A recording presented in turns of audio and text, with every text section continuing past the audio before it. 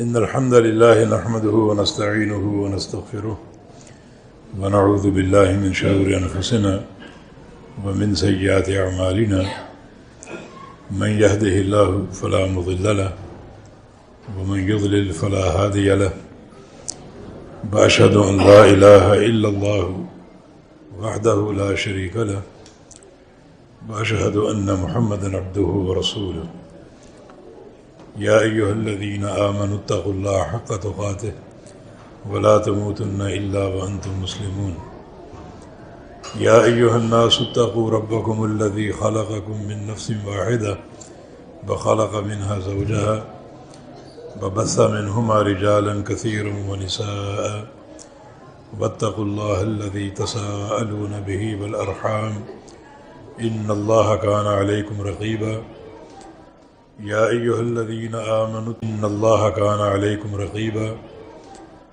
يا أيها الذين آمنوا اتقوا الله وقولوا قولا سديدا يصلح لكم أعمالكم ويغفر لكم ذنوبكم ومن يطع الله ورسوله فقد فاز فوزا عظيما اللهم صل على محمد وعلى آل محمد كما صليت على إبراهيم وعلى آل إبراهيم إنك حميد مجيد اللهم بارك على محمد وعلى آل محمد كما باركت على إبراهيم وعلى آل إبراهيم إنك حميد مجيد سبحانك لا علم لنا إلا ما علمتنا إنك أنت العليم الحكيم رب اشرح لي صدري ويسر لي أمري واحلل عقدة من لساني يفقهوا قولي أمري واحلل عقدة من لساني يفقهوا قولي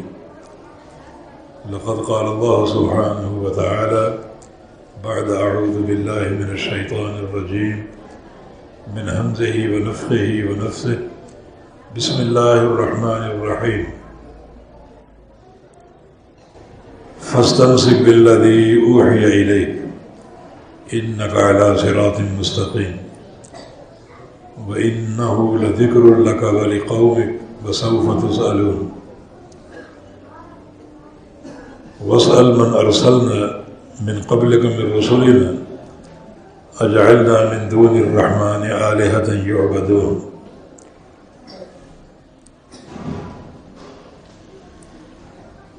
سیرت النبی صلی اللہ علیہ وسلم کے عنوان سے یہ آج کی کانفرنس ہے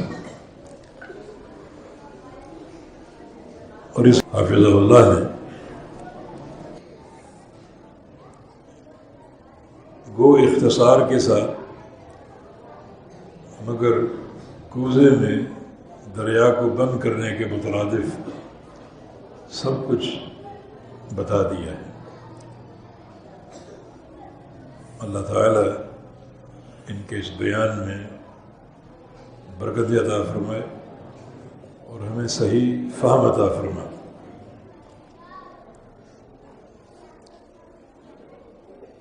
نبی کس شخصیت کو کہا جاتا ہے؟ یہ پہلا نقطہ ہے۔ نبی وہ شخصیت ہے جس کو اللہ تعالیٰ چنتا ہے، اللہ تعالیٰ پسند کرتا ہے کہ اس کے سر پہ نبوت کا تاج سجایا جائے۔ وہ اللہ تعالیٰ کا پسندیدہ بندہ ہوتا ہے۔ ایک بہت مشہور قول ہے نبی علیہ السلام کے صحابی عبداللہ بن مسعود رضی اللہ عنہ کا کہ ان اللہ نظر الى قلوب العباد فوجد قلب محمد صلی اللہ علیہ وسلم من خیر قلوب العباد فاصطفاہ لرسالته۔ جب رسول کریم صلی اللہ علیہ وسلم کی بعثت کا وقت آیا تو اللہ تعالیٰ نے دنیا میں موجود سارے انسانوں کے دلوں کو دیکھا، وہ عربی ہوں عجمی ہوں، انسانوں کے دلوں کو دیکھا، وہ عربی ہوں عجمی ہوں، سب کے دلوں میں جھانکا کہ سب سے زیادہ مجلہ اور مصفہ خشیت سے بھرپور دل کون سا، صاف ستھرا دل، تاکہ اسے اپنی نبوت کے لیے چن لیا جائے۔ پوری کائنات میں موجود جو انسان تھے سب کے دلوں کو دیکھا، فوجد قلب محمد صلی اللہ علیہ وسلم من خیر قلوب العباد، تو اللہ تعالیٰ نے کیا پایا؟ ان سارے انسانوں میں ایک شخصیت ہے جس کا دل سب سے بہترین ہے، سب سے عمدہ ہے، اور سب سے مجلہ اور مصفہ ہے، سب سے صاف ستھرا ہے، جو خشیت اور اخلاص سے بھرپور ہے۔ اور وہ شخصیت عبداللہ کے بیٹے تعالیٰ نے آپ کو چن لیا اپنی رسالت کے لیے۔ تو نبی یا رسول وہ شخصیت ہوتی ہے جو اپنی قوم میں سب سے افضل، سب سے ممتاز اور چنی ہوئی شخصیت ہوتی ہے، جس سے یہ نقطہ سمجھ میں آتا ہے کہ جو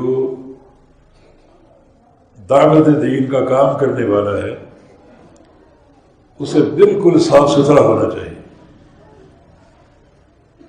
ورنہ اللہ تعالیٰ کسی طاقتور انسان کا انتخاب کر لیتا۔ اس دور میں کسریٰ اور قیصر کا طوطی بولتا تھا، اور یہ دنیا کی دولتوں کے مالک تھے، صنعتیں تھیں، حرفتیں تھیں، اور خزانوں کے ڈھیر تھے، اور بے شمار ان کے اتباع تھے۔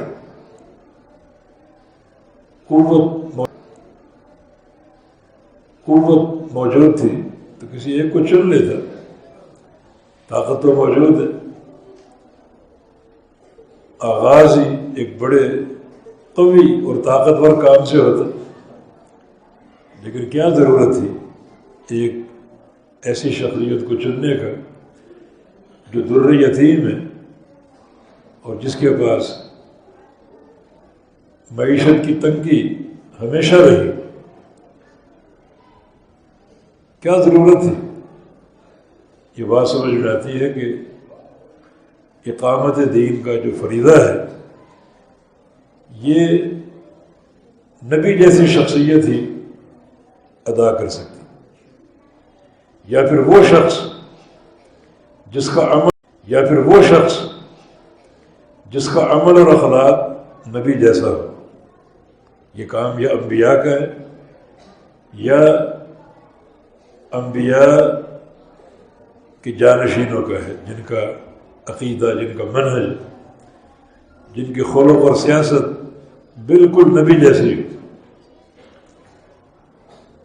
سابقہ دور میں یہ سارا معاملہ انبیاء کے ہاتھ میں تھا۔ وہ صحیح مسلم کی حدیث ہے کہ ان بنی اسرائیل کان تسوسهم الانبیاء کلما ہلک نبی خلفہ نبی۔ جو بنی اسرائیل کا معاملہ تھا وہ یہی تھا کہ ان کی ساری سیاست انبیاء کے ہاتھ میں تھی، دعوت کا کام انبیاء کے ہاتھ میں تھا۔ ایک نبی فوت ہوتا دوسرا آ جاتا، وہ فوت ہوتا تیسرا آ جاتا، حتیٰ کہ آخری نبی کا دور آ گیا، محمد نبیین، آپ کے بعد کسی نبی نے نہیں آنا۔ تو اب یہ سیاست امت کی کس کے ہاتھ میں ہوگی؟ یہ سیاست اب علماء کو دے دی۔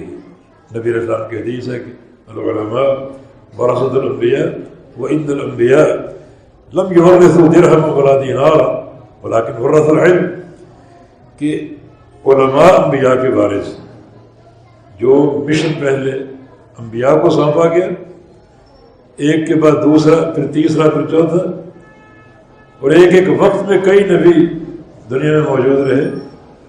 اب وہ مشن اس امت کے علماء کے ہاتھوں، لیکن علماء بھی بہت قسموں کے ہیں۔ یہ وہی علماء جو واقعتاً نبی کے جانشین ہوں، جن کا عقیدہ، منہج اور سیاست اور خلق، معیشت نبی جیسی ہو، یہ انبیاء کے جانشینوں نے کرنا۔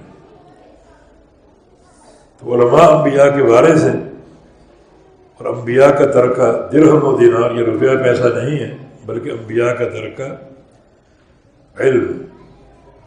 من اخذہ اخذ بحد وافر، جس نے علم لے لیا اس نے سعادت کا ایک بڑا وافر حصہ سمیٹ لیا. یہ مشن. تو ہم نبی کی بابت عرض کر رہے تھے کہ نبی چنا ہوا انسان ہوتا ہے، چنی ہوئی شخصیت ہوتی، اللہ تعالیٰ کی پسندیدہ شخصیت. جب پیارے پیغمبر صلی اللہ علیہ وسلم کی بعثت کا وقت آیا تو اللہ تعالیٰ نے اس خطہ ارضی پر موجود سارے انسانوں کو دیکھا. ابن عبداللہ صلی اللہ علیہ وسلم تو آپ چن لیے گئے اس رسالت اور نبوت کے منصب کے لیے. جب آپ چن لیے گئے تو پھر نبی کی تعریف کیا ہوئی، رسول کی تعریف کیا ہوئی؟ بڑی ایک واضح تعریف ہے. بہت سی تعریفیں علماء نے کی ہیں، مگر یہ تعریف بہت ہی مختصر، جامع اور واضح ہے کہ نبی جو ہے، یہ رسول جو ہے، ہوا الرابط بین اللہ و بین خلقہ، وہ رابط ہے اللہ تعالیٰ اور اللہ تعالیٰ کے بندوں کے درمیان. اللہ تعالیٰ چاہتا تو اپنا پیغام ہر گھر میں بھیج دیتا. لوگ صبح اٹھتے ان کے چھتوں پر اللہ کی کتاب موجود ہوتی، قرآن پاک موجود ہوتا، لوگ اٹھا لیتے، پڑھ لیتے. لیکن نہیں، سارے لوگوں میں سے ایک شخصیت کا انتخاب ہوا، محمد بن عبداللہ صلی اللہ علیہ وسلم کا.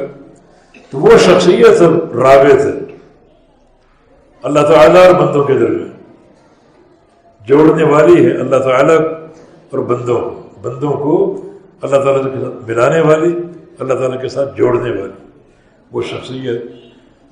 یہ رسول کی شخصیت، یہ محمد صلی اللہ علیہ وسلم کی شخصیت ہے. اب اس کائنات میں جو شخصیت رابط کا کردار ادا کر رہی ہے وہ رسول کی شخصیت. رسول اللہ تعالیٰ کا چنا ہوا بندہ، اللہ تعالیٰ نے چن کر لوگوں کی طرف مبعوث کیا. تو اب وہ رابط ہے بین الخالق والمخلوق، مخلوق کو خالق کے ساتھ جوڑنے والی ہر لحاظ سے. دیکھیں، من یطیع الرسول فقر لوگوں کی طرف مبعوث کیا. تو اب وہ رابط ہے بین الخالق والمخلوق، مخلوق کو خالق کے ساتھ جوڑنے والی ہر لحاظ سے. دیکھیں، من یطیع الرسول فقد اطاع اللہ. اطاعت کے تعلق سے اللہ سے جڑنا، اللہ تعالیٰ اطاعت تو اللہ تعالیٰ کی، اللہ تعالیٰ سے جڑنا چاہتے ہو اطاعت کے تعلق سے تو من یطیع الرسول، رسول کی اطاعت کر لو. جس نے رسول کی اطاعت کی اس نے اللہ کی اطاعت کر. یہ اطاعت کا مقام ضروری ہے، اس کے بغیر نجات کا تصور نہیں. اطاعت اللہ تعالیٰ کی، تو اطاعت کے مجال میں اللہ تعالیٰ سے جڑنا چاہتے ہو، اللہ تعالیٰ تک رسائی چاہتے ہو، اللہ تعالیٰ سے ملنا چاہتے ہو تو من یطیع الرسول، رسول کی اطاعت کر لو. رسول کی اطاعت اللہ کی اطاعت. ان کتنا یہ واضح یہ تشخص جو ہے اللہ تعالیٰ کے لیے فرض ہے. تو اگر یہ چاہتے ہو اللہ تعالیٰ تک رسائی کہ اس کی اطاعت ہو جائے تو وہ رسائی ایک ہی شخصیت کے ذریعے ممکن ہے. شخصیات بے شمار ہے دنیا میں، بڑے بڑے محدثین ہیں، فقہاء ہیں، صحابہ ہیں، تابعین ہیں، علماء، بلغاء، فصحاء اور ادباء اور شعراء، بڑے بڑے. لیکن رابط جو ہے، رابط خالق اور مخلوق کے مابین، وہ ایک ہی شخصیت ہے اور وہ محمد رسول اللہ صلی اللہ علیہ وسلم. اللہ تعالیٰ اسی لیے فرمایا کہ اطاعت کے میدان میں جو ہماری حجت تمام ہوتی ہے وہ رسول کے ذریعے. رسول مبشرین و منذرین لئلا یکون للناس مبشرین و منذرین لئلا یکون للناس علی اللہ حجت بعد الرسل. ہم نے رسولوں کو بھیجا ڈرانے والے، خوشخبری دینے والے، تاکہ رسولوں کی بعثت کے ساتھ ہی اللہ تعالیٰ کی حجت لوگوں پر پوری ہوگی۔ بڑی واضح باتیں ہیں، کوئی ایسی مغلق چیزیں نہیں کہ ان گتھیوں کو سلجھانے کی ضرورت ہو۔ اللہ تعالیٰ نے رسولوں کو بھیجا تاکہ رسولوں کی بعثت کے ساتھ ہی اللہ تعالیٰ کی حجت اللہ کے بندوں پر پوری ہو۔ اب بتاؤ، کسی باپ کا، کسی دادے کا، کسی برادری کا، کسی قوم کا، کسی پیر یا مرشد کا، کسی امام کا کوئی تصور باقی بچا؟ جب حجت تمام ہو چکی ہے ایک شخصیت کے ساتھ، تو کسی شخصیت کی گنجائش باقی بچی؟ کسی بڑے چھوٹے کی گنجائش باقی بچی؟ کسی بڑے چھوٹے کی؟ جب ایک رابط کا تعین ہو چکا ہے کہ یہ شخصیت رابط ہے، یہ اس کے دامن کو تھام لو، اللہ تعالیٰ تک پہنچ جاؤ گے، اور کیا چاہیے تمہیں؟ پھر اس شخصیت کو چھوڑ کر کسی اور کے دامن کو تھامنا، کسی اور کو رابط قرار دینا، کسی قوم برادری کو بیچ میں لانا، کسی باپ دادے کو کھڑا کرنا، یہ اظلم الظلم ہے، سب سے بڑا ظلم۔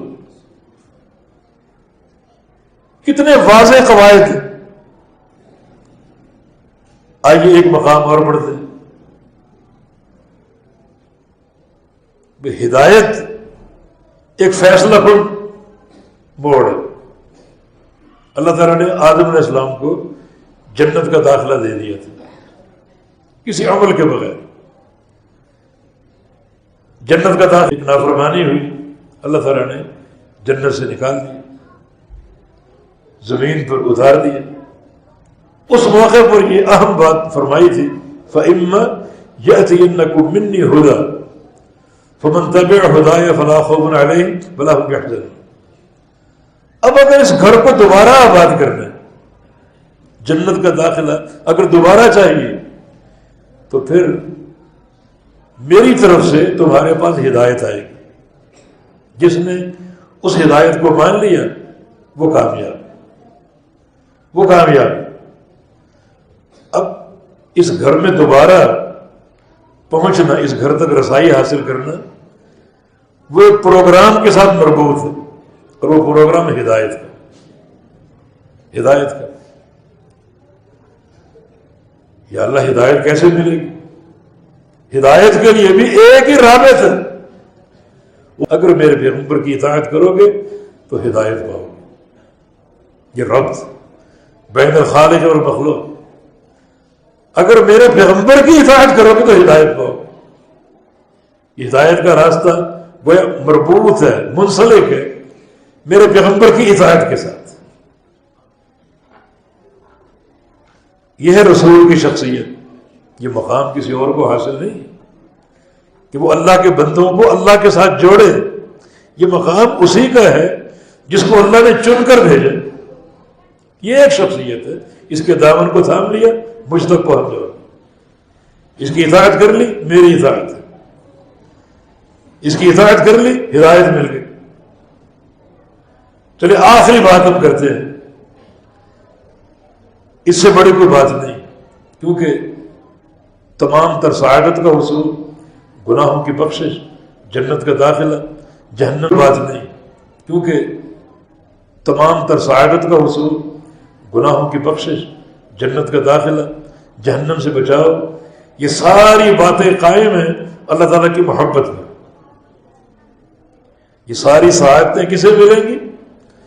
جس سے اللہ راضی ہوگی، جو اللہ کا محبوب ہے، جس سے اللہ نے محبت کر لی۔ اللہ اگر کسی بندے سے ناراض ہو، اس کی بخشش ہو سکتی، اس کو جنت مل سکتی، وہ جہنم سے بچ سکتا ہے؟ بالکل نہیں۔ یہ تو رضا اور محبت کے سودے ہیں۔ چلے اس محبت میں رابط کون؟ مقام محبت تک پہنچانے والا کون ہے؟ اللہ کی محبت تک رسائی کیسے ہو؟ مقام بہت مشکل ہے، اللہ تعالیٰ کی محبت بہت مشکل مقام۔ یہ رسائی کیسے ممکن؟ یہاں رب اللہ تعالیٰ کی محبت کے طلبگار ہو، یہ سوچ کر کہ اس محبت کے بغیر جنت کا داخلہ ممکن نہیں ہے۔ یہ محبت کیسے ملے گی، کہاں سے ملے گی، کیسے ہم پائیں گے؟ تو ان کو بتا دو تاکہ اشکال دور ہو جائے اور ایک مقام بالکل متعین ہو کر سامنے آ جائے۔ اگر اللہ کی محبت چاہتے ہو تو اس محبت کو پانے کے لیے ایک ہی راستہ ہے، ایک ہی سبیل اور طریق ہے، اور فاتبعونی، میری اتباع کرو۔ میری اتباع یعنی محمد رسول اللہ صلی اللہ علیہ وسلم کی اتباع، نبی کریم کی اتباع کر لو۔ کیا ہوگا؟ یحببکم اللہ، تم سے اللہ محبت کرنے لگے، تم اللہ کے محبوب بن جاؤ۔ جب اللہ کے محبوب بن گئے تو پھر وہ یغفر لکم ذنوبکم، اس محبت کا پہلا ثمرہ یہ ہوگا کہ اللہ رب العزت تمہارے تمام گناہوں کو معاف کر دے۔ کیسی رسائی یہ ہوگا کہ اللہ رب العزت تمہارے تمام گناہوں کو معاف کر دے۔ کیسی رسائی؟ اس رابط کے ذریعے بین الخالق والمخلوق، یہ رابط محمد رسول اللہ صلی اللہ علیہ وسلم، ان کی اتباع کرو گے تو یحببکم اللہ، تم سے اللہ محبت کرے گا، یغفر لکم ذنوبکم، تمہارے گناہوں کو بخش دے گا اور تم کو اور اوپر اٹھائے گا، یہاں زمین پہ نہیں ٹکنے دے گا، یہاں نہیں رہنے دے گا، اور تمہیں اٹھائے گا۔ صحیح بخاری کی حدیث ہے، ان اللہ اذا احب عبدا نادى جبریل، جب اللہ تعالیٰ کو کسی بندے سے محبت ہو جاتی ہے تو اللہ تعالیٰ جبریل امین کو آواز دیتے ہیں۔ بندہ زمین پر ہے اور عرش والا زمین والے کو ندا فرما رہا، اے جبریل انی احب فلان، یہ جو فلاں بندہ ہے، فلاں کا بیٹا، اس سے فلاں کا بیٹا، اس سے میرا پیار پڑ چکا ہے، وہ میرا محبوب بن چکا ہے، میں اس سے محبت کرنے لگا، مجھے اس سے محبت ہو گئی، فاحبہ، اب تو بھی اس سے محبت کر، تو بھی اس سے محبت کر۔ دیکھا یہ کیسی محبت؟ رابط کون ہے؟ اساس کیا ہے؟ بنیاد کیا ہے؟ یہ فرش والا انسان، اس کا چرچا عرش معلیٰ پر ہو رہا ہے، کون کر رہا ہے؟ اللہ رب العزت۔ کس کے سامنے؟ امین الوحی جبریل امین کے سامنے، فلاں بندے سے مجھے محبت ہو چکی، فاحبہ، تو بھی اس سے محبت کر۔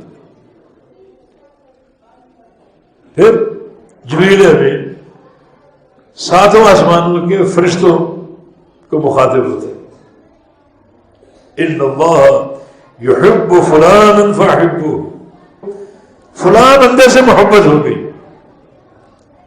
تم بھی اس سے محبت کرو۔ اب یہ نام آسمانوں پر پہنچ رہے،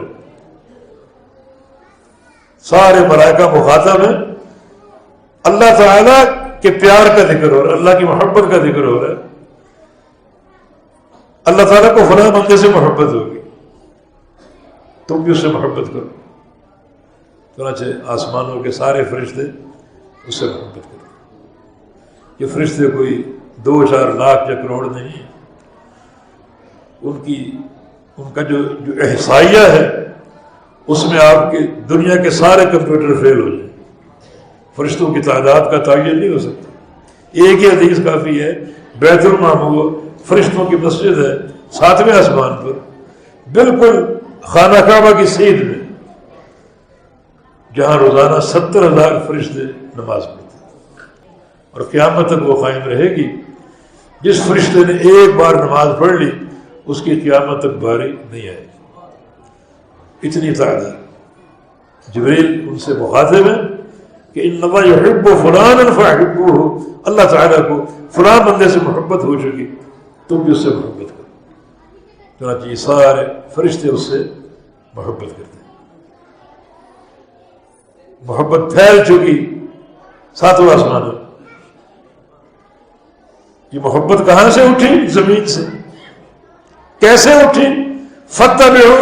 فتبعونی کی بنیاد کہ میرے نبی کی اتباع کر لو، نبی یہ امی کی پیروی کر لو۔ یہ زمین سے محبت کا طریق اٹھ رہا ہے، پیروی کر لی تو یحببکم اللہ، تم سے اللہ محبت کرنے لگے، اور اللہ کی محبت ہے، پیروی کر لی تو یحببکم اللہ، تم سے اللہ محبت کرنے لگے، اور اللہ کی محبت کا جو اولین ثمرہ ہے یغفر لکم ذنوبکم، سارے گناہ ختم، گناہوں سے پاک صاف۔ اور پھر جب اللہ تعالیٰ کو محبت ہو گئی تو اللہ تعالیٰ اس بندے کے پیار کو آسمانوں میں پھیلا دے گا، مشہور کر دے گا۔ فرشتوں کی محبت کا معنی کیا ہے؟ فرشتوں کی محبت کا معنی مستقل دعائیں، استغفار کی، رحمت کی، برکت کی مستقل دعائیں۔ تو سارے ملائکہ کی جس بندے کو دعا حاصل ہو جائے اس کا درجہ کہاں پہنچ جائے گا، کتنا اونچا اس کا مقام ہوگا۔ تو یہ ہے رسول کی شخصیت جو رابط ہے بین الخالق، اور یہ مقام ایک ہی شخصیت کو حاصل، اللہ تعالیٰ کے بندوں کو اللہ تعالیٰ تک پہنچانے والے، اللہ تعالیٰ کے بندوں کو اللہ تعالیٰ کے ساتھ جوڑنے والے، بس ایک ہی شخصیت ہے، اور وہ محمد رسول اللہ۔ ضروری ہے کہ آپ کی اتباع ہو، آپ کی پیروی ہو، آپ کی محبت ہو، کیونکہ یہ بنیادیں ہیں جو سیرت النبی جو آپ کا عنوان ہے، تو سیرت طیبہ کے تعلق سے یہ بنیادیں ہیں۔ نبی کی سیرت میں جو سب سے ممتاز نقطہ ہے وہ نبی کی اتباع کا ہے۔ یہ رسول وہ شخصیت ہے جو اللہ کا پیغام لائے، اس پیغام کو لینا فرض ہے، مانا آپ کی اطاعت فرض ہے۔ یہ بڑی نقطہ ہے، اور یہ اطاعت کسی جبر و اکراہ پر نہ ہو۔ اس لیے ہم کہتے ہیں کہ رسول کی اطاعت اور رسول کی محبت یہ دونوں لازم ملزوم۔ جہاں اطاعت ہے وہاں محبت ہو، جہاں محبت ہے وہاں اطاعت ہوگی۔ خالی محبت کا دعویٰ ہو، محبت کا نام ہو، اطاعت نہ ہو، وہ محبت لا یعنی ہے، اور خالی اطاعت کا دم بھرو اور محبت کا نام نہ ہو، وہ اطاعت بھی لا یعنی۔ دنیا میں بہت سی اطاعتیں جبر کے ساتھ ہوتی ہیں، اکراہ کے ساتھ ہوتی ہیں، مجبوراً ہوتی ہے، کسی لالچ میں ہوتی ہے، لیکن رسول اللہ صلی اللہ علیہ وسلم کی اتباع ضروری ہے کہ آپ کی محبت کے ساتھ، محبت کے ساتھ، تبھی تو شریعت مطہرہ نے ایک درست اور مکمل ایمان کی نشانی اللہ کے نبی کی محبت کو قرار دی۔ صحیح بخاری کی حدیث،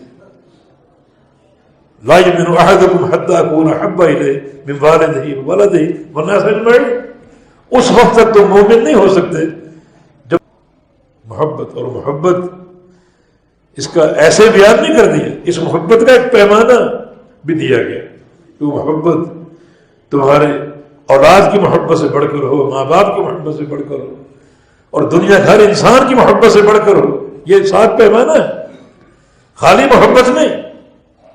اگر نبی کی محبت اولاد یا ماں باپ کی محبت سے کم ہے تو وہ قابل قبول نہیں، ایمان درست نہیں۔ اور اگر نبی کی محبت اولاد یا والدین کی محبت کے برابر ہے وہ قابل قبول نہیں ہے، ایمان قابل قبول نہیں۔ قابل قبول کب ہوگا؟ جب نبی کی محبت اولاد کی محبت سے بڑھ کر ہو اور والدین کی محبت سے بڑھ کر۔ اس حدیث کی روح سے صرف اپنی جان باقی بچتی کہ نبی سے پیار اپنی جان سے بڑھ کر ہو یا اپنی جان سے کم، جان بچانا بھی فرض ہے۔ یہ شبہ صحیح بخاری کے حدیث نے دور کر دی۔ ایک اور یہ شبہ صحیح بخاری کے حدیث نے دور کر دی۔ ایک اور حدیث، امیر عمر رضی اللہ عنہ آپ کے پاس آئے اور آ کر کہا کہ یا رسول اللہ صلی اللہ علیہ وسلم، آپ میرے نزدیک دنیا کی ہر شے سے بڑھ کر محبوب ہیں، الا نفسی، سوائے میری جان کے، بس میری جان کے بعد آپ سب سے زیادہ محبوب ہیں۔ ماں باپ، اولاد، دنیا کے سارے انسان سب سے بڑھ کر محبوب۔ عمر یہ کیا کہہ رہی ہے؟ والذی نفسی بیدہ لا یؤمن احدکم حتی اکون احب الیہ من نفسہ، اس وقت تک تم مومن نہیں ہو سکتے جب تک اپنی جان سے بھی بڑھ کر مجھ سے محبت نہ کرو، مومن نہیں ہو سکتے۔ یہ بات تو ایمان تک چلی گئی، اور ایمان کی حفاظت تو لازمی امر۔ اب کیا کیا جائے؟ فوراً جھک گئے، نظریں جھک گئی، اپنے نفس کی طرف رجوع کیا اور پھر فیصلہ کن انداز سے فرمایا کہ یا رسول اللہ انت احب الی من نفسی، آج کے بعد میرا یہ عقیدہ ہے کہ آپ میرے نزدیک ہر شے سے محبوب ہے، حتیٰ کہ اپنی جان سے بھی بڑھ گئے۔ الآن یا عمر، اب تم نے درست بات کی، بالکل یہ قول فصل ہے اور بالکل درست اور راست یہ قول ہے تمہارا۔ تو یہ اطاعت محبت کے ساتھ، اس محبت کو جزو ایمان قرار دیا گیا، اس محبت کے فضائل بیان کیے گئے، تبھی نا کہ اس کی اہمیت، اس کی ضرورت ہے، فضائل اس کے بیان کیے۔ مثلا نبی علیہ السلام کی حدیث المرء مع من احب، انسان قیامت کے دن کس کے ساتھ ہوگا؟ جس کے ساتھ دنیا میں محبت کرے گا۔ کیا معنی؟ اگر اللہ کے نبی کی محبت سب سے شدید ہوگی تو روز قیامت اللہ کے پیغمبر کی رفاقت ملے گی۔ کتنا اونچا مقام! المرء مع من احب کی محبت، اللہ کی محبت، کوئی رابط کا کام۔ اللہ اللہ فی اصحابی لا تتخذوا غرضا من بعد من احبهم فبحبی احبهم ومن احبنی فقد احب اللہ ومن ابغضهم فببغضی ابغضه ومن ابغضنی فقد ابغض اللہ۔ صحابہ سے محبت کرو، صحابہ کی محبت میری محبت، اور میری محبت اللہ کی محبت، اور صحابہ کا بغض میرا بغض ہے اور میرا بغض اللہ کا بغض۔ کیسا عظیم رابط! جن کی محبت اللہ کی محبت، یعنی اللہ کا پیار چاہیے، اللہ کی محبت چاہیے، تو اللہ کے حبیب سے پہلے محبت کرو۔ اللہ کے حبیب کی محبت نہیں ہوگی، کسی بھی طرح کا بغض ہوگا تو نبی کا بغض اللہ کا بغض۔ لیکن عظیم و شان یہ سعادت اور نعمت، شان یہ سعادت اور نعمت کہ نبی کی محبت اللہ کی محبت، اور نبی کی محبت نبی کی رفاقت کا ذریعہ بنے گی۔ قیامت کے دن نبی کی رفاقت، نبی کا ساتھ اسی محبت کی بنا پر ملے گی، اسی محبت کی بنا پر۔ یہ محبت بڑی قیمتی دولت ہے۔ تو نبی علیہ السلام کی اطاعت ہو، نبی علیہ السلام کی اتباع ہو محبت کے ساتھ، دونوں لازم ملزم۔ اگر خالی محبت کا دعویٰ ہو، اطاعت نہ ہو، وہ کارآمد نہیں ہے، وہ فضول ہے۔ اور خالی اطاعت ہو اور محبت نہ ہو، وہ بھی کارآمد نہیں، وہ ٹھکرا دی جائے۔ محبت ہو اطاعت کے ساتھ، اطاعت ہو محبت کے ساتھ۔ یہ پیارے پیغمبر کی سیرت کا سب سے اہم گوشہ ہے جو اللہ تعالیٰ اپنے نبی کے تعلق سے چاہتا ہے۔ بس نبی کی بات مانی جائے، پوری دنیا مطیع ہو رہی ہو، ایک شخصیت مطاع ہو جس کی اطاعت کی جائے، وہ محمد رسول اللہ کی شخصیت۔ یہ مقام کو معمولی مقام نہیں۔ اگر پیارے نبی کی شان بیان کرنی ہے تو یہ وہ شان ہے جس کا کوئی مقابلہ نہیں کر سکتا۔ باقی کالی زلفیں سب کی ہیں، یہ کون سی شان؟ روشن چہرے بہت سب کے، کالی کملی ہر ایک کے گھر میں ہوگی۔ یہ بھووں کا منظر، رخساروں کا منظر، یہ نبی کی شخصیت کو کیا آپ سمجھیں اور کیا بنا کر پیش کرنا چاہتے ہیں؟ یہ کوئی داستان عشق ہے کیا کہ نبی کی چال کیسی تھی، نبی کے رخسار کیسے تھے، نبی کے ہونٹ کیسے تھے، نبی کے دانت کیسے تھے؟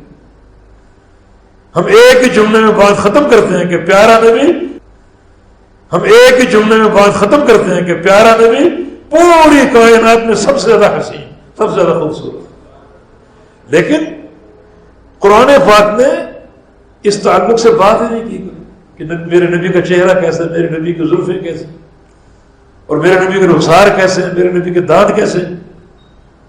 نبی کے تعلق سے جب بھی بات کی، نبی کا سکہ قائم ہونا چاہیے، اس کی اطاعت کرو، فرمانبرداری کرو۔ تمہاری نمازیں کب قابل قبول ہوگی؟ جب نبی کی نماز جیسی ہو۔ تمہارا حج کب قابل قبول ہوگا؟ جب نبی کا طریقہ حج اپناؤ گے۔ ہر عمل میں لقد کان لکم فی رسول اللہ اسوۃ حسنہ، تمہارے لیے نمونہ، آئیڈیل، مثال ایک ہی شخصیت ہے، اور وہ رسول اللہ کی شخصیت۔ وہ رسول اللہ کی شخصیت، یہ قرآن کی چاہت ہے، یہ قرآن چاہتا ہے کہ تو پھر یہ رابط تمہیں اللہ تک پہنچائے گا۔ یہ مقام معمولی مقام نہیں ہے کہ بندے کی رسائی وہاں تک ہو جائے، اس رسائی میں کسی باپ دادا کا کوئی کردار نہیں، صرف رسول اللہ صلی اللہ علیہ وسلم جن کی پیروی، جن کی فرمانبرداری۔ اور یہ نبی علیہ السلام کی سیرت کے تعلق سے بالکل فیصلہ کن موڑ ہے۔ لیکن صحیح بخاری کے حدیث ہے، نبی علیہ السلام سو رہے تھے، دو فرشتے آئے، ان کو ایک مشن دیا گیا تھا، اپنا مشن لے کر وہ زمین پر اترے، اللہ کے پیغمبر کے پاس پہنچ کے آپ سو رہے تھے تو کسی اور کے پاس چلے جاتے، کوئی جاگتا انسان مشن وہاں پورا کر لیتے، لیکن نہیں، وہ مشن ایسا ہے جو ایک ہی شخصیت پر منطبق ہوگا۔ وہ جاگ رہا ہے تب بھی، سو رہا ہے تب بھی، وہ شخصیت ہر لحاظ سے حجت ہے، اس کا جاگ نہیں ہے، سونا بھی دلیل، اس کا بولنا بھی دلیل ہے، خاموشی بھی دلیل۔ پہنچ گئے، کہا کہ یہ وہی شخصیت، ہاں وہی شخصیت، اپنا کام شروع کرو۔ دوسرے فرشتے نے کہا کہ کام کیسے کیے؟ تو سو رہے، ہماری بات سن نہیں سکے۔ کہا نہیں، یہ اللہ کا نبی ہے، اللہ کے نبی کا سونا سب سے جدا ہے۔ تنام عیناہ ولا ینام قلبہ، جب اللہ کا نبی سوتا ہے صرف آنکھیں سوتی ہیں، دل جاگتا رہتا ہے، دل بیدار رہتا ہے۔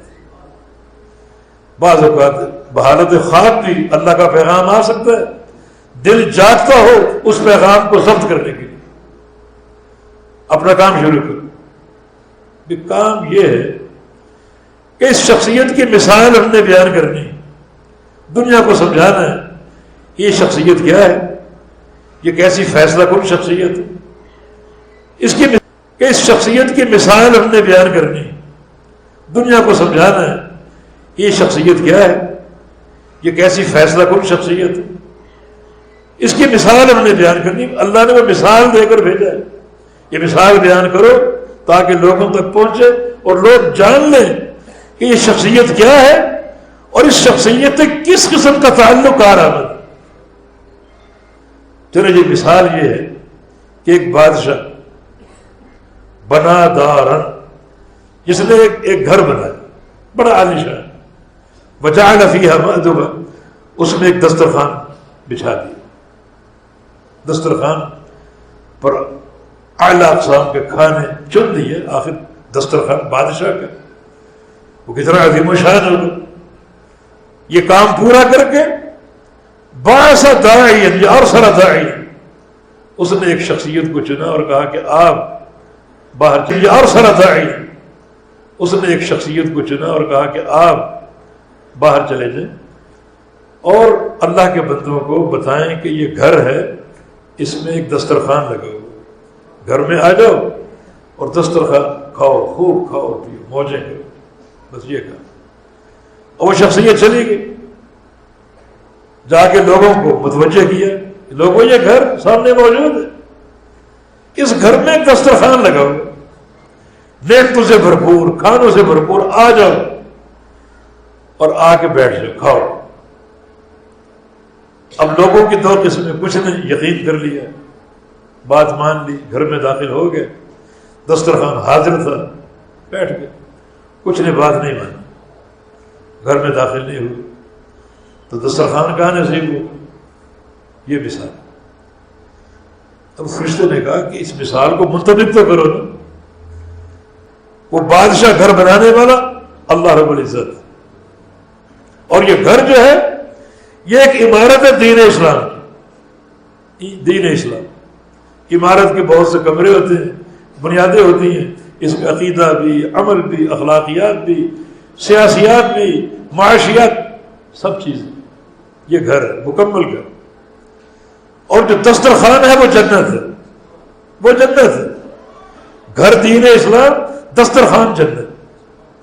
جس نے داعی کی دعوت کو مانا، گھر میں داخل ہوا، مانا وہ دین اسلام میں آ گیا، اور جو دین اسلام میں آ گیا، ادخلوا فی السلم کافہ، سامنے دسترخوان ہے، موجود ہے، اس پہ بیٹھتے ہیں اور ان نعمتوں کو چن چن کر کھانا. اور جس نے داعی کی دعوت کو نہیں مانا وہ اسلام میں داخل نہیں ہوگا. جو اسلام میں داخل نہیں ہوگا اسے کبھی جنت کی نعمتیں نصیب نہیں ہوگی. تطبیق، مثال اور اس کی تشریح. اب اس پوری مثال کا نچوڑ کیا ہے؟ فرشتوں کی بات ابھی ختم نہیں ہوئی. نچوڑ اب یہ ہے، من اطاع محمد صلی اللہ علیہ وسلم، جس نے اس شخصیت کی جو ابھی تک سوئے ہوئے اس کی اطاعت کر لی، اس کے دامن کو تھام لیا، فقط اطاع اللہ، اس نے اللہ کی اطاعت کی. یعنی کتنا تیز یہ رابط ہے. اطاعت کر لی، وہ شخصیت اللہ تک پہنچ گئی. فمن عصى محمد فقد عصى اللہ، جس نے اس شخصیت کی نافرمانی کی فقد عصى اللہ، اس نے اللہ تعالیٰ کی نافرمانی. ان کی اطاعت اللہ کی اطاعت ہے، ان کی نافرمانی اللہ کی نافرمانی.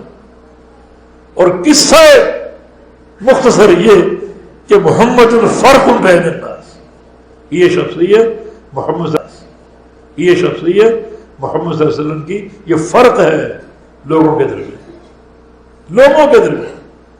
وہ عرب ہو، عجم ہو، گورے ہو، کالے ہو، مشرق کے ہو، مغرب کے ہو، یہ شخصیت ان لوگوں میں فرق ہے.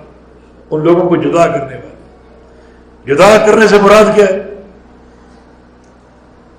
نیک کون اور بد کون، یہ فرق، یہ شخصیت ہے محمد صلی اللہ علیہ وسلم.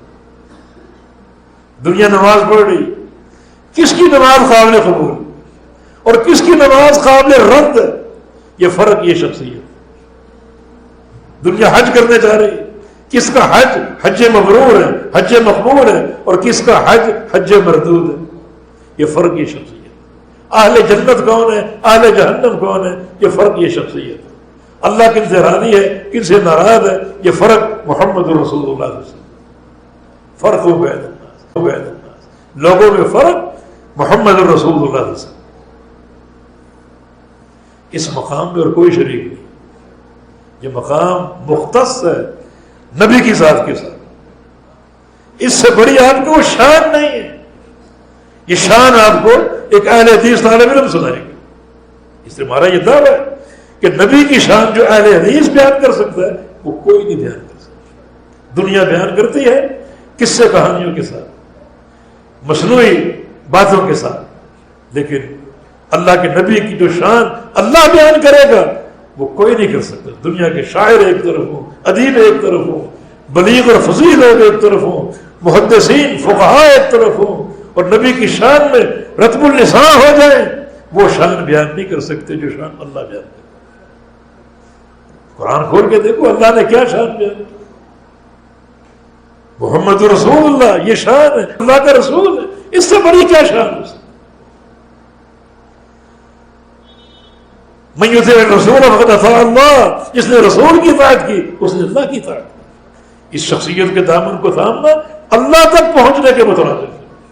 قل ان کنتم تحبون اللہ فاتبعونی، میرے پیغمبر کی اتباع کر لو، اللہ کے محبوب بن جاؤ گے، گناہ بخشے جائیں. کوئی شان اس کا مقابلہ کر سکتی؟ کوئی شان اس کا مقابلہ نہیں کر سکتی. پھر یہ اساس بنے گی نبی پر ایمان کی. ایمان پر رسول کیسے ہوتا ہے؟ رسول پر ایمان لانے کی پہلی اسٹیج کیا ہے؟ کہ رسول کی اطاعت، رسول کے مشن کو سمجھو، اس مشن کے پیروکار بن جاؤ. وہ سمجھ لیا، اسے اپنا لیا تو رسول کی پوری شخصیت کو آپ نے مان لی. جو آپ کی شان، میں پوری اولاد آدم کا سردار ہوں، یہ آپ کا فرمان، ہمارا ایمان ہے. پوری اولاد آدم کے آپ سردار، ہمارا ایمان. یہ ماننا کب قابل قبول ہوگا؟ جب آپ کو رسول مانو. رسول ماننا کب معتبر ہوگا؟ جب آپ کی اطاعت کرو. اطاعت کر لی، رسول مان لیا. رسول مان لیا، یہ شان جو بھی بیان کرو گے وہ ساری معتبر ہوگی اور قابل قبول ہوگی. اگر شان تو بیان کر لی، اطاعت نہیں کی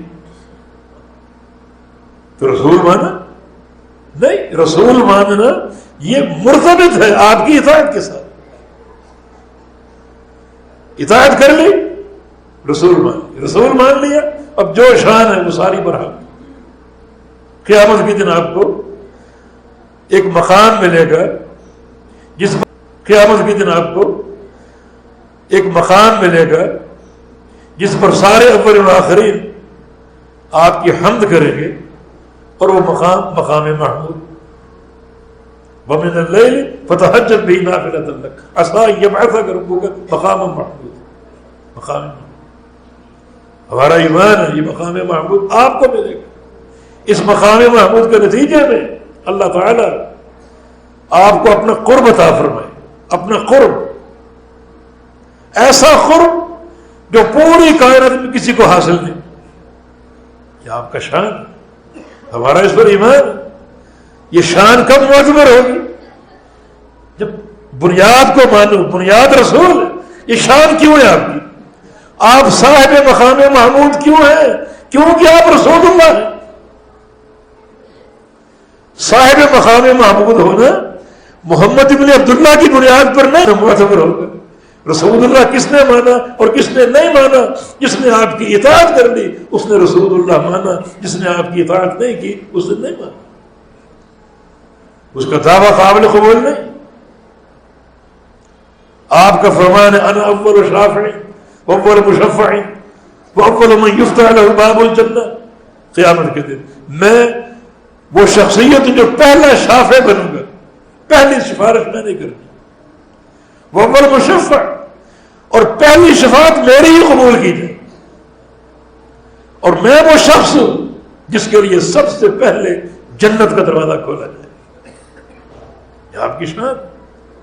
اس شان میں سے ہمیں بھی حصہ مل گیا. آپ کا فرمان ہے نحن الآخرون السابقون، ہم وہ امت ہیں جس کا زمانہ سابقون، ہم وہ امت ہیں جس کا زمانہ سب سے آخری ہے، مگر جب کل قیامت قائم ہوگی جنت میں سب سے پہلے ہم جائیں گے. سب سے پہلے دروازہ اللہ کے نبی کے لیے کھلے گا، آپ داخل ہوں گے، اور امتوں میں سب سے پہلے جس امت کو داخل کیا جائے گا وہ آپ کی امت. یہ آپ کی شان کا حصہ ہے. مگر یہ کس کا یہ ایمان معتبر ہوگا؟ کیونکہ یہ ساری شان اس لیے ہے کہ آپ رسول ہوگا. آپ اول شافع، اول مشفع، اول جنت میں داخل ہونے والے، صاحب مقام محمود، پوری اولاد آدم کے سردار، صاحب حوض کوثر. یہ سب کچھ تمغے آپ کو کیوں ملے؟ کیونکہ آپ رسول اللہ. تو پہلے بنیاد درست کرو، رسول اللہ کو سمجھو کہ رسول اللہ کیا ہے، رسول کی تعریف کیا ہے، رسول کا کام کیا ہے. بنتا ہے خالق اور مخلوق کے درمیان، باقی باتیں بعد میں ہوں گی. بنیاد پہلے، بنیاد کو مان. محمد رسول اللہ، آپ اللہ کے رسول ہیں. رسول مانو. رسول ماننے کا تقاضا کیا ہے؟ وہی جو قرآن نے بیان کر دی، اطیعوا اللہ و اطیعوا الرسول. اب رسول کی اطاعت کرو. اطاعت کر لی، ساری باتیں معتبر اور قابل قبول. اطاعت اگر نہیں کی تو کوئی بات آپ کی قابل قبول نہیں. جو اصل مقام ہے رسول کا وہ یہی ہے کہ رسول کا سکہ قائم، کوئی عربی ہو عجمی ہو، سارے کے سارے غلام ہیں محمد رسول اللہ صلی اللہ علیہ وسلم کے. سب کو اللہ کے نبی کی اطاعت کرنی ہوگی. اس اطاعت کے دائرے میں محدود ہونا پڑے. یہ رسول کی شان. اور یہ پیارے پیغمبر کی جو سیرت طیبہ ہے اس کا سب سے اہم حصہ یہ رسول کی شان. اور یہ پیارے پیغمبر کی جو سیرت طیبہ ہے اس کا سب سے اہم حصہ، جس کی طرف پوری دنیا کو توجہ دینی. اب کیا کرنا؟ اب سارے عمل آپ کی اطاعت کے دائرے میں محدود رکھتے ہوئے کرنے. بس آپ کی اطاعت، آپ کے فرمانبرداری. اب کیا کرو؟ اب اپنی تربیت کرو ان قواعد پر. قاعدہ نمبر 1، رسول کی اطاعت فرض، پہلا قاعدہ. قاعدہ نمبر 2، ہر عمل اسی اطاعت کی بنیاد پر کرنا، ہر عمل اسی اطاعت کی بنیاد پر کرنا۔ اور نمبر 3، عمل میں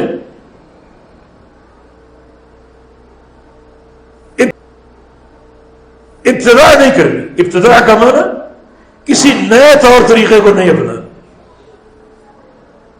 یہ دین اتباع ہے، دین ابتداء نہیں ہے۔ اتباع کا تعلق پیروی سے ہے اور ابتداء کا تعلق بدعت سے، اس کا مادہ بدعت ہے۔ یہ دین اتباع ہے، نہ کہ دین ابتداء۔ اور یہ بات ہم نے ایک قول سے اخذ کی ہے، عبداللہ بن مسعود رضی اللہ عنہ، ان کا قول ہے اتبعوا ولا تبتدعوا فقد کفیتم۔ لوگوں اتباع کرو، ابتداء نہ کرو، نبی کی اتباع کرو، نبی کی پیروی کرو، نئے نئے طور طریقے ایجاد نہ کرو۔ فقط کفیتم، جو نبی دے گیا وہ پوری امت کے لیے قیامت تک کے لیے کافی اور شافی، کوئی کمی اس میں نہیں، کوئی نقص نہیں، ایک نقطے کی کمی نہیں۔ اتباع کرو، ابتداء نہ کرو۔ فقط کفیتم، جو کچھ تم، کوئی کمی نہیں۔ تو ان قواعد کے ساتھ اللہ تعالیٰ فرماتا ہے نا لیوفیہم اجورہم ویزیدہم من فضلہ۔ اللہ تعالیٰ نے اس دین کو ایک بہت سے نام دیے، ایک نام یہ بھی کہ یہ دین تجارت ہے۔ اللہ، یہ دین تجارت۔ تجارت میں دو طرفین ہوتی ہیں، دو طرفیں، ایک تجارت کرنے والا، دوسرا جس کے ساتھ تجارت کر رہے، جس کے ساتھ تجارت کر رہے۔ تجارت کرنے والے کون ہیں؟ ہم سب۔ تجارت کس کے ساتھ کر رہے ہیں؟ اللہ تعالیٰ کے ساتھ۔ اس تجارت میں بھی رابط کون ہے؟ تجارت کا طریق بھی صحیح ہونا چاہیے، تجارت کا طریق بھی صحیح ہونا چاہیے۔ اللہ تعالیٰ نے قرآن پاک میں 3 اعمال کا ذکر کیا، ان الذین یتلون کتاب اللہ وقاموا، 3 اعمال کا ذکر کیا، ان الذین یتلون کتاب اللہ وقاموا الصلاۃ وانفقوا مما رزقناہم سرا وعلانیہ یرجون تجارۃ لن تبور۔ کتاب اللہ پڑھتے ہیں، نمازیں قائم کرتے ہیں، اپنا مال خرچ کرتے ہیں چھپا کر اور کھلے عام۔ یہ لوگ وہ لوگ ہیں جو ایسی تجارت کا یقین کیے بیٹھے ہیں جس تجارت میں گھاٹا نہیں۔ تجارت کا ذکر، تجارت کرنے والے اللہ کے بندے ہیں، جس کے ساتھ کر رہے ہیں وہ اللہ تعالیٰ کی ذات ہے۔ راس المال یہ 3 چیزیں، کتاب اللہ کے ساتھ تعلق، نمازوں کی اقامت اور مال خرچ کر، یہ راس المال۔ پروفٹ سے نفع چاہیے، اللہ تعالیٰ نے خوشخبری دے دی کہ یہ تجارت اللہ کے ساتھ ہے، اس میں کوئی نقصان نہیں ہے، خسارہ اس میں بالکل نہیں، نقصان اس میں نہیں۔ پروفٹ کیا ہے؟ پورا اجر دے گا، اپنے فضل سے بڑھائے گا، اپنے فضل سے بڑھائے گا، نقصان نہیں۔ تجارت اللہ کے ساتھ ہے، نقصان کیسے، گھاٹا کیسے؟ اللہ تعالیٰ پورا اجر دے گا، اپنے فضل سے بڑھائے گا۔ یہ تفسیر نبی علیہ السلام نے کی۔ اللہ تعالیٰ کتنا بڑھاتا ہے، کتنا بڑھاتا ہے۔ بعض اوقات ایک نیکی 10 گنا بڑھ جاتی، 70 گنا بڑھ جاتی، بعض اوقات ایک نیکی 700 گنا، اور 700 گنا پر اکتفا نہیں کیا، واللہ یضاعف لمن یشاء، اللہ چاہے تو اس سے بھی بڑھا دے۔ کتنا بڑھائے گا، نفع اللہ تعالیٰ نے دینا۔ تجارت، یہ آخری بات عرض کر رہا ہوں کہ تجارت، جب اس دین کو دین تجارت کہا گیا تو آپ میں سے بہت سے ساتھی تاجر ہوں گے۔ تجارت میں ایک چیز چلتی ہے، نمونے اور سیمپل چلتی ہے، نمونے اور سیمپل۔ جو انٹرنیشنل تجارتیں ہوتی، آپ یہاں بیٹھے ہیں، پارٹی یورپ بیٹھی ہوئی، اور مال کے تعلق سے بات یہ چل رہی ہے، آپ اپنا ایک سیمپل بھیجتے ہیں، پارٹی وہ سیمپل دیکھتی ہے، پھر آرڈر دیتی ہے، جناب 10 لاکھ پیس تیار کر کے بھیج دو، سیمپل کی بنیاد۔ یہ دین تجارت ہے، یہاں بھی سیمپل چاہیے۔ آپ نے وہ مال تیار کیا، پارٹی کو بھیج دیا، اب وہ پارٹی اس سیمپل پر پیش کرے گی اس کو کہ رنگ وہی ہے، ڈیزائن وہی ہے، سائز وہی ہے، کوالٹی وہی ہے، سیمپل پر پیش کریں، اور کہیں اگر اختلاف ہوا آرڈر کینسل، منسوخ اب آپ کو فیکس آ جائے گا یا میسج آ جائے گا جناب ہمیں نہیں چاہیے، نہیں آؤ گے تم دریا میں پھینک، سمندر میں پھینک، ختم۔ حالانکہ 2 ٹکے کی تجارت ہے، یہاں بھی ایک سیمپل کی اہمیت ہے، اور جہاں تجارت اس دار دنیا کی دار آخرت کے ساتھ ہے، پرافٹ جنت کی صورت میں، اللہ کی رضا کی صورت میں ہو، تجارت خالق کائنات کے ساتھ ہو، اور خالق کائنات نے چن کر اپنا نمونہ، اپنا سیمپل سارے لوگوں کو بھیج دیا، دے دیا، لقد کان لکم فی رسول اللہ اسوۃ حسنہ، لوگوں ہر معاملے میں نمونہ سیمپل رسول اللہ کی ذات ہے، بس اس کو دیکھیں، نمازیں، روزے، حج، زکوٰۃ، عمرے، معاملات، نکاح اور طلاق کے مسائل، تجارت کے مسائل، گھریلو امور، بازار کے امور، اسوہ حسنہ رسول اللہ۔ اب تمہارے عمل ہوں گے، وہ عقیدہ ہو، منہج ہو، خلق ہو، اعمال ہو، سیاسیات ہو، اعمال ہو، سیاسیات ہو، معاشیات ہو، تمہارے ایک ایک عمل کو میں نے اس سیمپل پر پیش کر کے چیک کرنا ہے، بس جو اس کے مطابق ہے وہ قبول کروں گا، جو اس کے مخالف ہے رد، کوئی اس کی ضرورت نہیں۔ تبھی تو نبی اسلام کی حدیث ہے، رب سمین لا یذر عند اللہ جناح بعوضہ، قیامت کے دن معاشر کے میدان میں دنیا دیکھ رہی ہے، ایک بھاری بھرکم شخص آ رہا ہے اور اس کے ساتھ اس کے اعمال چوٹیوں کی صورت میں موجود ہیں، اللہ تعالیٰ فرمائے گا اسے اور اس کے اعمال کو ترازو میں ڈال کے تولو، وزن کرو، تولا جائے گا، ساری نیکیوں کا وزن جو پہاڑ جیسی ہیں مچھر کے پر کے برابر بھی نہیں نکلے۔ کہاں گئی نیکی؟ کہاں گئی نیکی؟ تم نے نیکیاں کی مگر میرے سیمپل کی رعایت نہیں کی، سیمپل کو نہیں دیکھا تھا۔ اگر سیمپل کو دیکھتے اس کے مطابق ہوتا تو واقعی یہ تجارت اللہ کے ساتھ، اللہ قبول کر۔ کتنا بڑا چڑھا کے ایک حج کرنے جاؤ، اگر سنت کا اہتمام ہو پوری غیرت کے ساتھ اور پوری شدت کے ساتھ تو ایک حج نہیں، آپ کو 700 حجوں کا ثواب ملے۔ اگر یہ روح چاہیے قبولیت کی، تجارت میں اس انداز سے کامیابی چاہیے کہ اس میں یہ 2 چیزیں ہوں، یوفیہم اجورہم ویزیدہم من فضلہ، اجر پورا ملے اور زیادہ ملے، بڑھا چڑھا کے ملے، 70 گنا ملے، 700 گنا ملے، اس سے بھی زیادہ ملے۔ تو آئیے ہر عمل کو انجام دیتے ہوئے 3 چیزیں پیدا کر لیجیے، بس 3 چیزیں پیدا کر۔ ایک ہے عمومی طور پر اتباع سنت کا جذبہ، کبھی سے دل خالی نہ، اتباع سنت کا جذبہ پوری شدت کے ساتھ، نمبر 1۔ نمبر 2، جو عمل کر رہے ہیں سنت کے مطابق کریں، یہ 2 چیزیں، 2 قواعد ہو گئے۔ عمومی طور پر دل جو ہے لبریز ہو سنت کی محبت سے، اور جو بھی عمل سامنے آئے اس کو عین سنت کے مطابق انجام دو، یہ 2 چیزیں۔ تیسرا قاعدہ یہ ہے،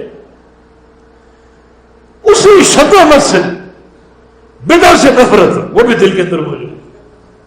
جس شدت کے ساتھ سنت کا پیار ہے، سنت کی محبت ہے، اسی شدت کے ساتھ بدعت کی نفرت بھی اپنے دل میں بھر دو۔ جہاں سنت کی محبت کا اجر ہے وہاں بدعت کی نفرت کا بھی اجر، اور وہ عمل عین سنت کے مطابق کرو، پھر کیا ہوگا؟ یوفیہم اجورہم ویزیدہم من فضلہ، اللہ تعالیٰ اجر پورا دے گا بلکہ بڑھا چڑھا کے دے گا۔ وہ جو 700 گنا کے وعدے ہیں، اور واللہ یضاعف لمن یشاء، اللہ چاہے اس سے بھی زیادہ بڑھا چڑھا کے دے گا، کوئی کمی نہیں ہوگی، کوئی کمی نہیں، کوئی کمی نہیں اس کی اجر، اور اللہ چاہے اس سے بھی زیادہ بڑھا چڑھا کے دے گا، کوئی کمی نہیں ہوگی، کوئی کمی نہیں، کوئی کمی نہیں۔ اس کی اجر اور ثواب عطا کرنے کے جو طریقے ہیں اور جو نصوص ہم تک پہنچی ہیں، اللہ اکبر، یہ ایک الگ موضوع ہے، کس طرح وہ اپنے بندوں کے اعمال کا قدردان، صرف عمل کا نہیں، اگر عمل کے ساتھ ساتھ یہ 2 جذبے پیدا ہو جائیں، پوری شدت کے ساتھ سنت کی محبت ہو، اسی شدت کے ساتھ بدعت کی نفرت ہو، اور پھر سنت کے مطابق عمل ہو، جس نیکی میں یہ 3 چیزیں موجود ہوں، اللہ تعالیٰ اس کو اتنا بڑھائے گا، اتنا اس کو اجر دے گا کہ تمہاری تصورات اور توقعات سے بڑھ کر۔ توحید میں بھی شدت، توحید کی محبت پوری غیرت کے ساتھ، پوری شدت کے ساتھ ہو، اور جب بھی عمل کرو توحید کی بنیاد پر کرو، اور جس شدت کے ساتھ دل میں توحید کی محبت ہے اسی شدت اور غیرت کے ساتھ شرک کی نفرت بھی ہو۔ یہ تین چیزیں، تینوں قاعدے یہاں بھی موجود ہیں۔ اور بڑھائے گا، چڑھائے گا، اس کا اجر بے تحاشا عطا فرمائے گا۔ تو نبی علیہ السلام کی سیرت کے تعلق سے یہ سب سے اہم گوشہ ہے جس کو کھولنا چاہیے اور بیان کرنا چاہیے۔ بالتوفیق بید اللہ تعالی اقول قولی ھذا واستغفر اللہ لی ولکم وآخر دعوانا